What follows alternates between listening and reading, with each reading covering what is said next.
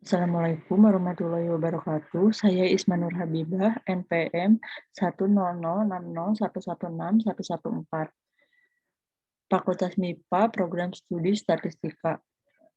Pada kesempatan kali ini, saya akan mempresentasikan hasil penelitian saya yang berjudul Pemodelan Faktor-Faktor yang Berpengaruh Terhadap Indeks Pembangunan Manusia Kabupaten atau Kota di Jawa Timur dengan pendekatan data Panefik Efek Model.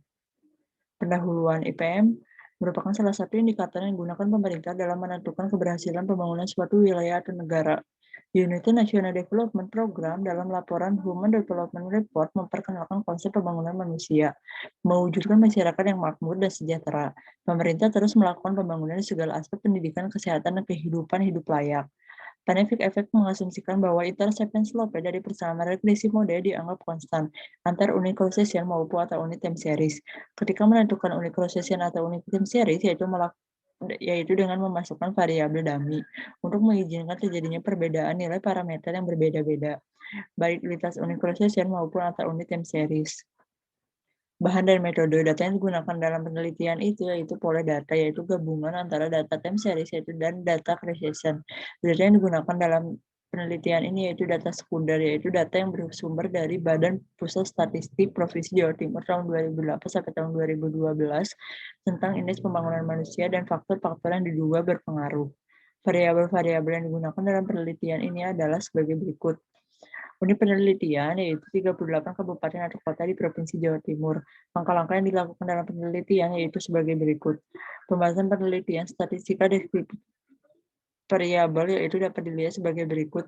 Pada pemodelan IP yang menggunakan efek individu untuk mengestimasi data panel, dengan memperhatikan efek individu, pengujian multikolinearitas dapat diketahui bahwa nilai FIF lebih kecil dari 10 pada semua variabel independen, maka dapat disimpulkan bahwa tidak terjadi multikolinearitas. Uji Chow, yaitu dilakukan dengan untuk melihat apakah mode CEM atau FEM yang diperoleh. Hasil uji Chow F hitung 98,4948 dan F tabel 1,4915 karena F hitung lebih besar daripada F tabel, maka H0 ditolak. Dapat disimpulkan modelnya adalah FEM. Uji Hostman dapat dihasilkan dengan W yaitu 48,3474 dan nilai S kuadrat yaitu sebesar 9,4877. Karena W lebih besar daripada S kuadrat, maka tolak H0. Jadi mode yang sesuai adalah FEM. Uji LM yaitu perhitungan diperoleh nilai S kuadrat sebesar 23,75 sedangkan dengan alfa 0,05 didapatkan S kuadrat tabel sebesar 9,4877. Diketahui bahwa nilai S kuadrat hitung lebih besar daripada S kuadrat tabel, yaitu dengan tolak H0 dapat disimpulkan bahwa strukturnya belum homogen, sehingga dalam mengestimasi digunakan FEM cross section weight. Uji signifikasi parameter, uji serentak, yaitu didapat nilai F hitung dengan hasil 103,8650, nilai F tabel 2,6531 karena F hitung lebih besar daripada F tabel, maka H0 ditolak. Dapat disimpulkan bahwa hubungan antara semua variabel independen dan variabel dependen berpengaruh signifikan. Dilakukan uji parsial untuk mengetahui hubungan antara variabel dependen dan secara individu terhadap variabel dependen dengan hasil estimasi model FEM sebagai berikut. Nilai T tabel sama dengan 1,9728.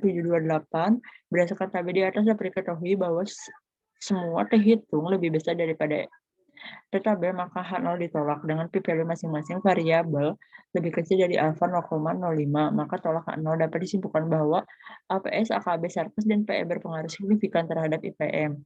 Uji asumsi identik yaitu dengan melakukan uji PAK, yaitu dapat dihasilkan uji PAK p-value sebesar 0,1210 lebih besar daripada alfa 0,05, maka gagal tolak H0. Dapat disimpulkan bahwa varian residual bersifat homogen atau tidak terjadi kasus heteroskedastisitas. Dilakukan uji normalitas dengan menggunakan uji Jarque-Bera, yaitu diketahui nilai Jarque-Bera 0,578382 lebih kecil daripada 2 berarti tidak signifikan. Dan nilai probabilitas sebesar 0,748869 lebih besar daripada alfa 0,05, dapat disimpulkan bahwa persamaan dalam penelitian ini tidak memiliki masalah normalitas atau berdistribusi normal. Model akhir regresi panel dengan estimasi FEM cross-section weight diperoleh model IPM Kabupaten atau Kota Jawa Timur sebagai berikut. Untuk melihat kebaikan model dengan determinasi R kuadrat, dapat diketahui bahwa FEM cross-section weight merupakan model terbaik dibandingkan dengan model lain karena nilai R kuadrat yaitu sebesar 0,9965. Artinya 99,65% dari variabel prediktor APS, AKB surplus, dan FPE mempengaruhi IPM, dan sisanya sebanyak 0,35% dijelaskan oleh variabel lain. Pemodelan ini pembangunan manusia menggunakan efek individu dan waktu, yaitu dilakukan dengan uji serentak, berpengaruh signifikan terhadap IPM. Uji parsial yaitu estimasi model efek individu dan waktu bisa dilihat sebagai berikut. Estimasi parameter yang signifikan yaitu angka kematian bayi dan pertumbuhan ekonomi dihasilkan dalam model sebagai berikut. Kesimpulannya yaitu dengan melakukan estimasi FEM, consistent weight efek individu diperoleh model IPM sebagai berikut, yaitu variabel prediktor yang berpengaruh secara signifikan yaitu angka partisipasi sekolah, angka kematian bayi, jumlah sarana kesehatan, dan pertumbuhan ekonomi. Pada model tersebut, variabel prediktor dengan efek individu dan waktu dihasilkan model yang signifikan yaitu angka kematian bayi dan pertumbuhan ekonomi. FEM cross-section weight efek individu memberikan nilai R kuadrat sebesar 99,65%, sedangkan FEM menggunakan efek individu dan waktu berikan nilai R kuadrat sebesar 99,74%. Sekian presentasi dari saya. Wassalamualaikum warahmatullahi wabarakatuh.